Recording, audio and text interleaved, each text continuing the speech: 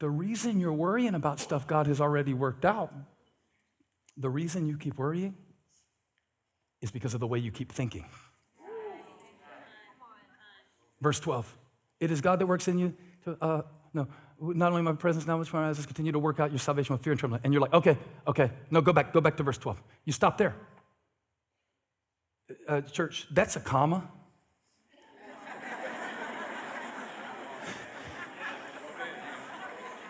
I feel like I'm a multitasking preacher. I talk about fitness, English grammar, theology, parenting, recipes, tomatoes. Work it all in. Work out your salvation with fear and trembling. Now, if you read that, you will be worried because you are trying to work out something without God. Okay. What gets me tripped up every time that I get overwhelmed, and I'm not talking about just having butterflies or getting nervous, I think all that is good. But when I get overwhelmed to the point where it really shuts me down, you know how there's that line between when you're working on something and it's wearing you out? And you realize, this feels kind of cyclical because it's making me sick. If that's where you are in the feel and read what comes after the comma. Work out your salvation with fear and trembling, for it is God who works in you. So that's a very interesting thought, isn't it? It is God who works in you. Don't forget that while you work it out. Don't forget that. So don't get so good at trying to figure stuff out on paper that you forget to work stuff out according to purpose. Because the Bible said it is God that works in you to will and to do according to his good purpose. So God starts with the purpose, not the person. And then he finds the person that will accomplish that purpose. And he shapes the person that will accomplish that purpose. And that's why you can know God is working on you right now and working in you. And so when you sit down, I will never forget sitting down to work on something one time. And I'll tell you exactly what it was because I think it's a great illustration. I had the opportunity several years ago to interview Bishop T.D. Jakes right here on this stage at Elevation Church. And I was so honored to do it. He is my preaching hero. And he's my friend now too, but you know, if someone is your hero, even if they're your friend, you still get really nervous, even if it's not their fault. I was so nervous to interview that man because I wanted to do a good job for him. I wanted to do a good job. He was promoting a book called Soar, S-O-A-R, not like lift or soar, like soar like an eagle. Anyway, and I sat down for weeks beforehand, and I would work, but mostly I would worry. It wasn't like I was getting anything done. By the time I got done just being a complete stress ball for several weeks, I think I counted 75 note cards of questions to ask the man about the book. And everybody would say, aren't you excited to interview Bishop Jakes? And I'd be like, yeah. Excitement and anxiety can kind of feel the same sometimes. And what you call it depends on what you're focused about. And when I look back on it, I regret all of the stress that I felt from the pressure that wasn't even real. The fact of the matter is, he could have had anybody interview him for the book. He wanted me to do it. He could have gone anywhere he wanted. He didn't go to Oprah. He came to Furtick. He didn't come to Dr. Phil. He came to Dr. Furtick. But I couldn't feel that way about it because I was like, what am I going to ask him? He's so smart. The very reason I was stressed was the very reason I should have relaxed. Not 5 minutes after we got on this stage and he sat in his chair and I sat in mine. And I had my whole stack, right? And I said my first question to him. 20 minutes later, I still had 74 questions left. And the interview is only 90 minutes. And I remembered in that moment, oh, it's Bishop. He's good at talking.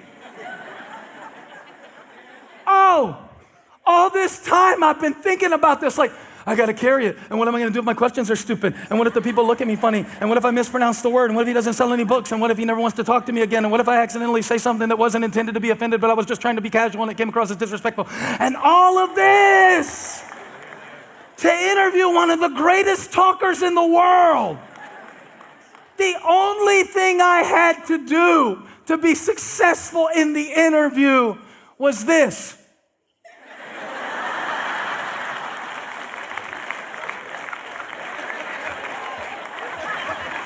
Just a reverse nod for variety and effect. But between those two nods, and he had it covered.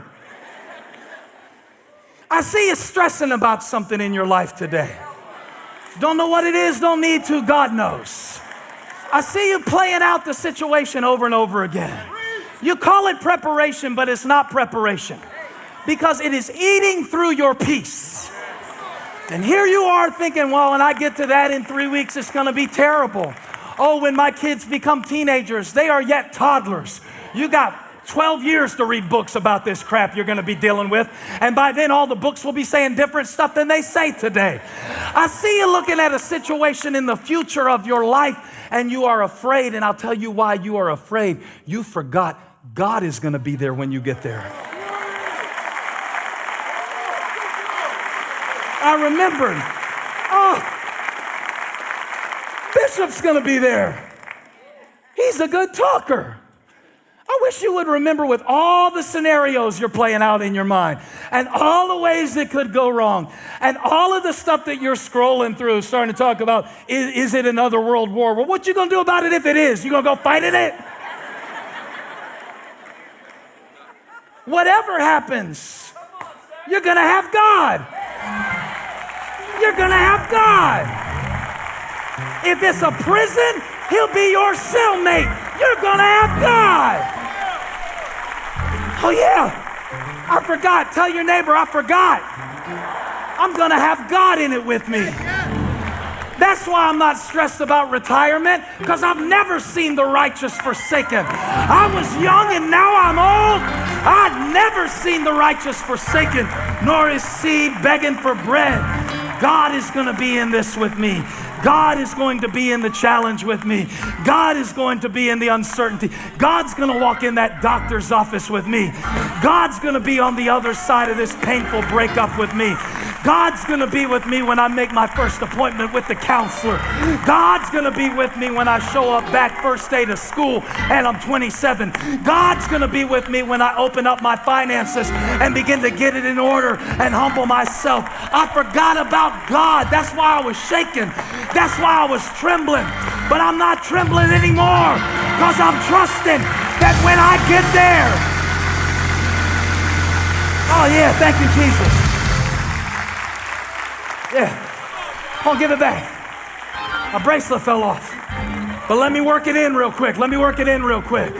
There's some stuff that needs to come off of you in this season. It happens, so I might as well work it in. There are some things in your life that you need to stop stressing about at a level that assumes that you're going to have to do it alone. I never get stressed about a sermon if I remember, oh yeah, God's going to be there. And just like Bishop's pretty good at talking, God's pretty good at Godding. How about that? I'm so tired of hearing people saying life be lifing. God be Godding. Don't quote me on that. That's so corny. But I think sometimes we take the journey in our mind as if God's not going to be there. That was so profound for me when I realized it. It's like, have you ever been going in a situation and you were so stressed and then you remembered, oh, yeah, they're going to be there. And the person that you thought of, now, there are some times where you're going into a situation and you remember they are going to be there.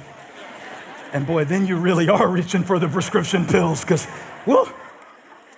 But there's other people. Like, I know for Holly, when Amy is going to be there when you're preaching or recording, there's certain things you don't have to worry about. And she's going over to get ready, and I can see she's stressed. She's like, I'm good, Amy's going to be there.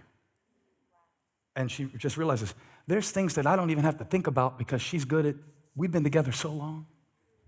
She's gonna take care of some stuff so I can just focus on what I need to do.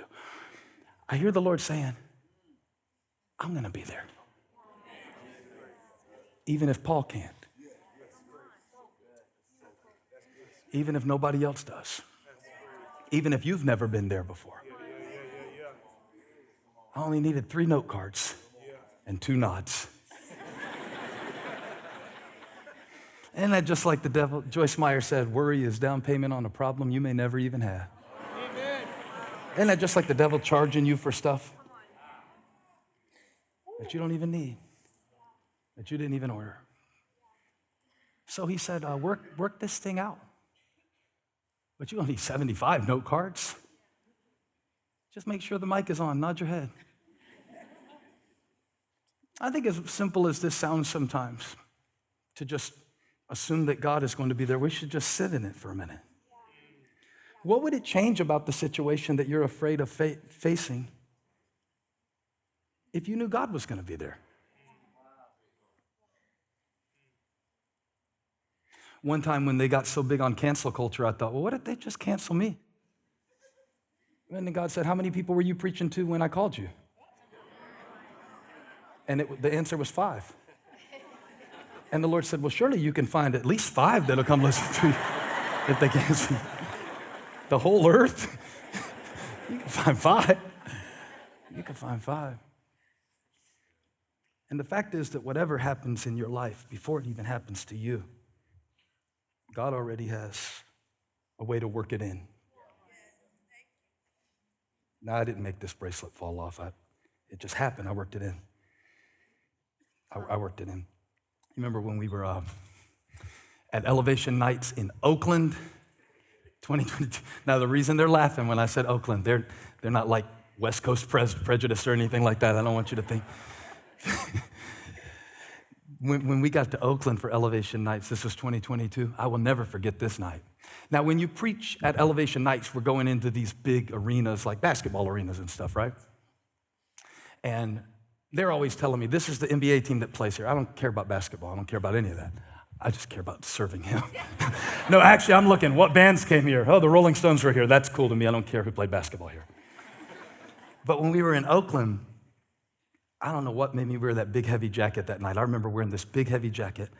I'm up preaching, and there's a lot of distractions because it's not like a church service where y'all are so attentive, even watching online right now. You just... At Elevation Nights, it's like a concert and then a sermon. And some of the people that got there, they got totally like bait and switch. They had no idea they were going to have to sit through a sermon. They thought it was just music. So I am like a total buzzkill for the whole room. And but in Oakland, it was going pretty good. And you know, you have to work around the distractions. This guy's over here eating popcorn and chicken fingers. Did she have a beer while we're singing "Trust in God"? You know, you just all kinds of things going through your mind. Just all kind of distraction stuff. And you have to learn just to kind of like work around it, right? But a couple times on these nights, something happens that you can't work around. And in Oakland, something happened. I was in the middle of my sermon. I was preaching on Acts chapter 3, verses 1 through 10. The message was called Surprise.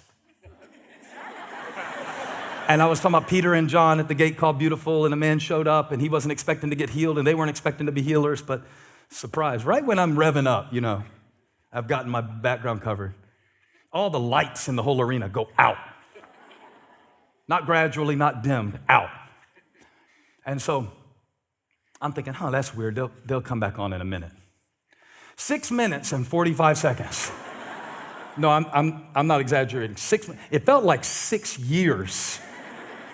It felt like 6 years because all the lights go out. And the first thing I think the whole audience thought was, this is a part of his sermon.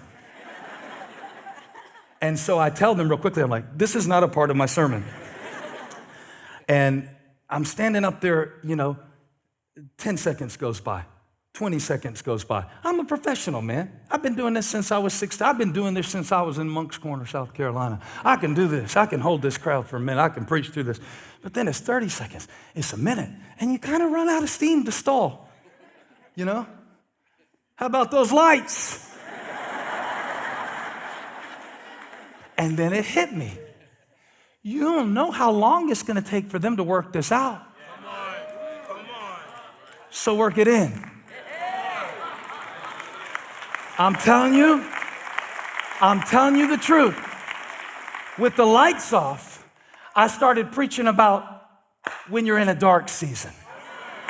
I started preaching about how Peter and John weren't always at the gate called Beautiful, but they had once been in a garden called Gethsemane, where the Savior of the world was facing the darkness of our sin. And what do you do when you're in the darkness of the Garden of Gethsemane and the lights are out all around you and you are uncertain? See, because I don't know how long it's going to take them to put the lights back on. So while I'm waiting for them to work it out, I'm trying to close this message. I really am. But there is somebody listening to me who's waiting for God to work it out. And God is saying back, while you're waiting in this dark season for me to work it out, for me to show you the next step, for me to give you the next crumb, for me to give you the next notice, for me to give you the next relationship, for me to turn this thing around, for the report to be positive, while you're waiting for me to work it out, work it in. Work it in.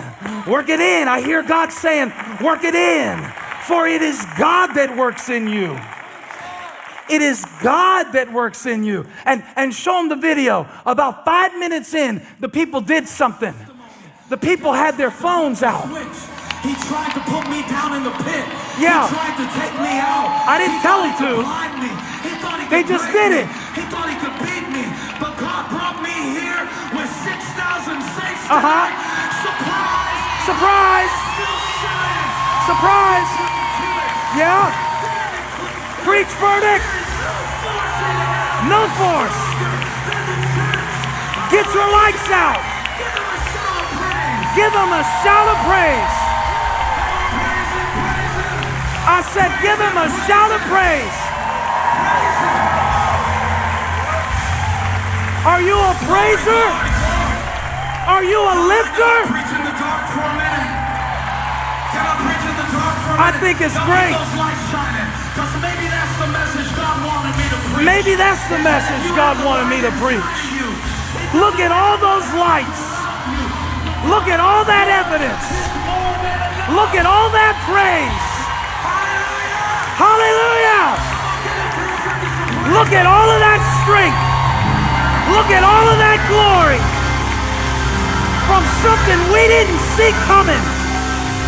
Surprise! It's not what I ordered, but it's what God ordered. God is sovereign. God ordered my steps. God is in this with me. Get your light out. Get your light out. Get your light out. You had that light in your pocket the whole time, but you didn't need to work that light out until the light was absent. The absence became the opportunity for the illustration. Because while I'm waiting for God to work this out, I might as well work it in. Hey, thanks for stopping by my YouTube channel. I hope you were blessed today. If you were, share this with somebody. Like and subscribe and leave me a comment. Let me know where you're watching from, what we can pray for you about. Hope to see you back here again really soon.